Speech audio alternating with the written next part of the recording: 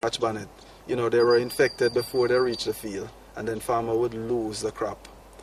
So with this now, this new nursery, what we have here is an insect-proof nursery. No insect is supposed to be coming through these mesh, right? It's a controlled environment, and that the seedling will be free of insect, free of disease, and also healthy. So this is what we are doing now, and we are replicating this across the island. At the center of this production drive are the Scotch bonnet and West Indian red peppers. This enterprising scheme by the Agriculture Ministry is in an effort to meet the demand in the agro-processing trade, as well as for the domestic and overseas markets. We know that a number of processors, agro-processors, have had challenges sourcing local hot pepper, and we have had to grant permit for them to import. And we did commit to them that we were going to ensure that they had more than enough supply, and this is a tangible evidence of that. So we want to just say to them, you know, that they should hold strain. We will work with them. We are working with them, and it's just a matter of time before they have more than what they require in terms of this important input in their sauce production. Just over $11 million have been spent under the ASSP project to purchase greenhouses to set up 16 greenhouse pepper nurseries. Each nursery has the capacity to produce well over 90,000 seedlings in a 6-week cycle. The greenhouses are being established by the ASSP at strategic locations across the island. 10 have already been established and divested to committed farmers with the skills and technical know-how to operate such nurseries. What we did originally was to put up the structure. That is our part. The individual investor would actually do the rest of it. Put in the tables, put in the misting system and all of those, buy the trays, the chemical, the fertilizer that are involved and all of those. So our part is really to put up the nursery, the building itself. So what we did was to look at individuals who have the knowledge, the know-how, and we decided that we'll actually, you know, sell the nursery at cost to them. We are now in a position to turn out to sell to farmers 1.1 million seedlings, either Scotch bonnet or West Indian red, and farmers are responding. It is a lot better for them because instead of them setting up their own nurseries and not having the best practices, many of them in terms of the germination period and so on, we are doing that for them by setting up these nurseries and outsourcing it to a committed, disciplined farmer who in turn will produce the seedlings and then sell on to the farming community. Dedicated pepper farmers like Raymond Sukalu, who invested in greenhouse technology, was elated to hear that the Ministry of Agriculture was assisting farmers to establish greenhouse pepper nurseries.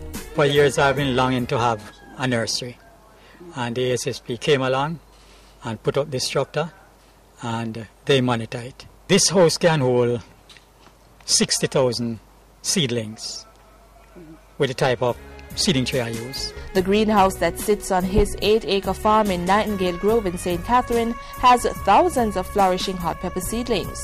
His market consists of farmers in and around the parish. The plants are distributed by the Rural Agricultural Development Authority RADA, who also sets the production quota. Mr. Sukalu has employed ingenious means to ensure the success of his seedlings. In order to speed up the sowing of the pepper seeds, he's constructed an electric seed dropping machine from an old vacuum cleaner. In demonstrating how the equipment works, Mr. Sukalu points out that it not only saves time, but reduces the burden on manual labor. It also allows him to sow 100 of the 72 cells tray in an hour. For Mr. Sukalu, success in growing the crop is hinged on the care that is also given. They need tender care every day. I look at them. I come through, I look on the plants, I check it out if they want water. I know we have a regular every other day fertilizing program, and every other day we water. So that's a routine for about 5 weeks. Originally a nursery operator, Mr. Sukalu has had no previous experience in greenhouse farming, but he has kept abreast with the technology by reading and watching video cassettes on seedling production.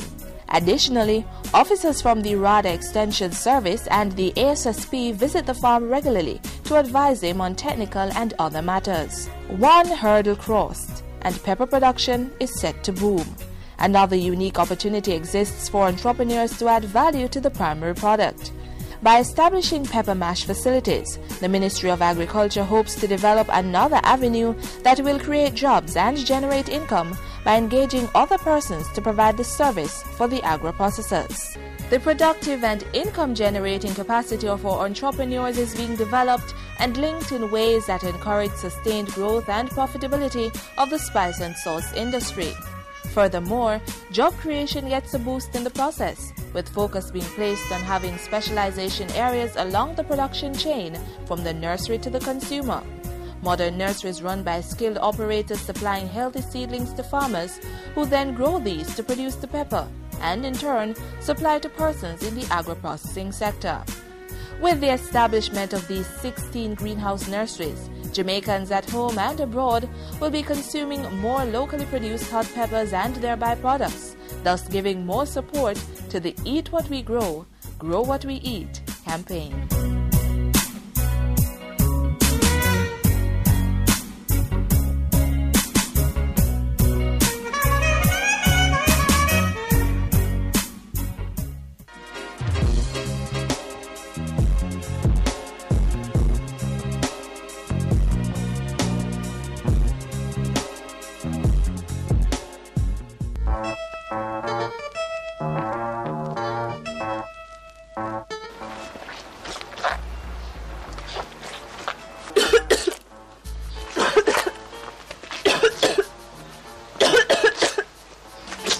Roxanne, how you look so?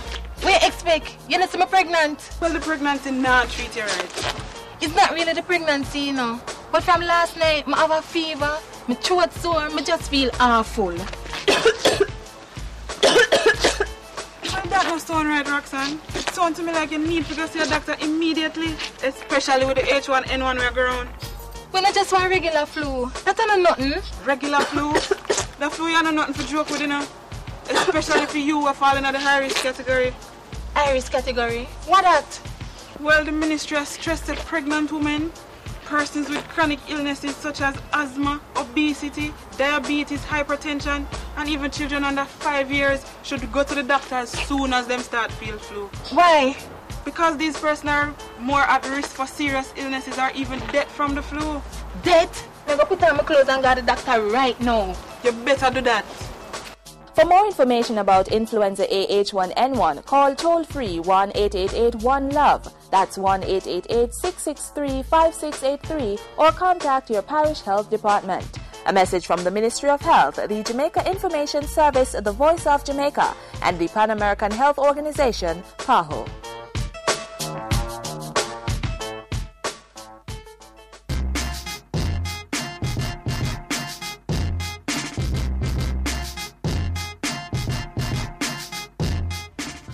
And this is where we'll have to close the pages of this edition of Jamaica Magazine. Please do tune in again tomorrow for another informative and interesting edition. And remember, this and other programs can be viewed online at www.jis.gov.jm. While you're at it, give us your feedback at jamaicamagazine@jis.gov.jm. On behalf of the team here at the JIS, I am Alison Watson. Have a great evening. This has been a production of the Jamaica Information Service, the voice of Jamaica.